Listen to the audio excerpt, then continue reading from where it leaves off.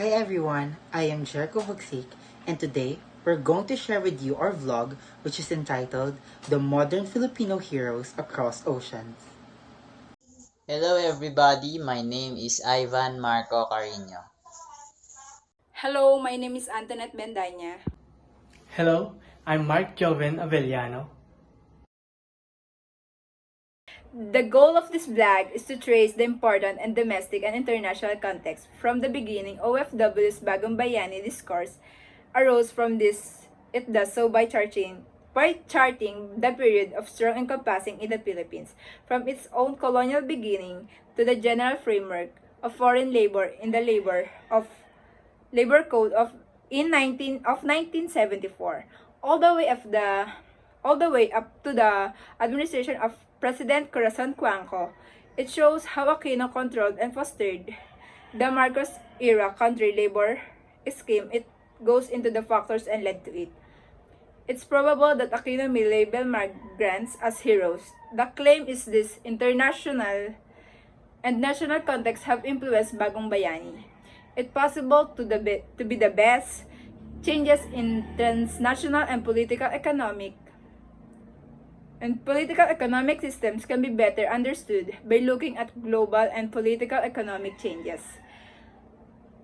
In the Philippines context, the forms and rhetorical origins of heroism, it will be easier to grasp why it has happened if these contexts are presented. In the age of globalization, migration has become a major topic. According to Kai, the number of international migrants has reached an all-time high of 214 million in 2010, accounting for 3.1% of global population. And during the past few decades, the rate of migrant expansion has accelerated substantially. If migration continued around the same level as in the last 2 decades, the overall number of foreign migrants is expected to reach 405 million by 2050. To resolve an increasing unemployment rate and balance of payments crisis in the 1970s, the Philippines government implemented a variety of policies, including systematically encouraging the importation of contract workers from across the country.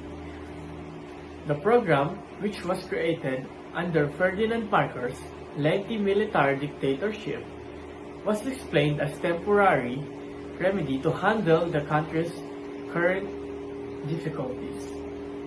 The heroism ascribed to OFWs is not only a ploy to divert attention away from the truth that our compatriots are fleeing the country in search of better chances and brighter pastures. They are referred to be heroes by their families or others who benefit for their assistance, since they are the ones who provide. Furthermore, we cannot say that they left our nation because other countries offered greater possibilities. This would simply suggest that our country, the Philippines, has issues or deficiencies such as unemployment prospects, violent conflicts, environmental considerations, and educational resources. According to Encinas Franco J. 2015, the term Bagong Bayani was coined for OFWs from the evolution or transformation of outmigration laborers of colonial era to the legislation and institutionalization of overseas employment in the Labor Code of 1974. This continued until the administration of the late President Aquino. The State Labor Export Program was started by another late President of the Philippines, President Marcos, and was then continued by President Aquino. After it was continued by Aquino, factors were considered that Filipino labor exports are to be designed as heroes, as the laborers are a product of national and global setting, and learning about the changes in global and political structure and the Philippine heroism will enlighten you more as to how the labor exports are designed as Bagong Bayani.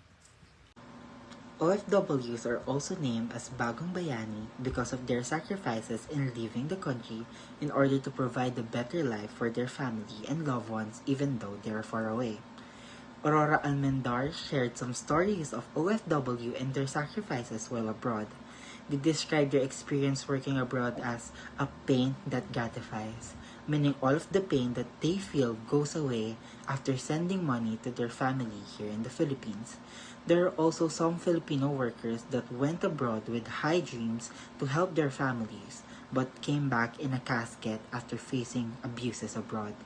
Many Filipinos are abused and sometimes starved by their employer, which also confiscates their passport so workers cannot go anywhere and continue working for them. All these they endured alone to provide a good life for their family that they left here in the Philippines.